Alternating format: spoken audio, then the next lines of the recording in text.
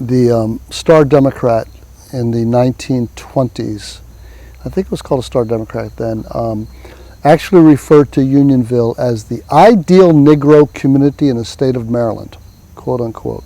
And you know what it was? And it still is. Ezekiel Coggle was a Quaker that owned a lot of property that is now Unionville. His son went off, and I can't think of his son's name. I want to say John, but I'm not sure. His son went off to fight for the Union Army.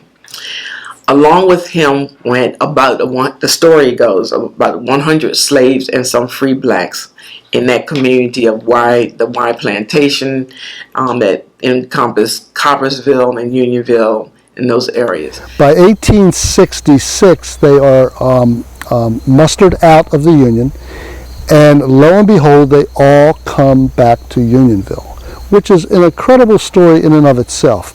As a matter of fact, 6 of them were mustered out in Indianola, Texas, 1,629 miles away. And guess what? They walked back to Unionville. When I learned about it, I had such pride.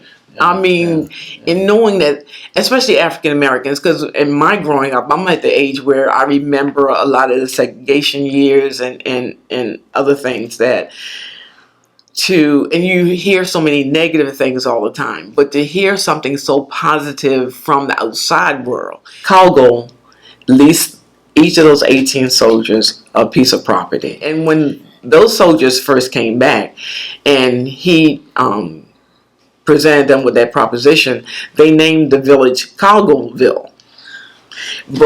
And I don't know how much time went by before they renamed it after the Union Army, and that's how Unionville got its name. But if I were to tell children about the history of Unionville, I would say that it's something that everybody, especially children, can be proud of, because it's an American story, just like Frederick Douglass is an American hero. It's an American story where people have come together to form a community they can be proud of, a community that protected one another, a community that respected each other and respected their neighbors, respected their county, a community that had pride in their faith in their church, a community that worked hard, a community that wanted so much for their children.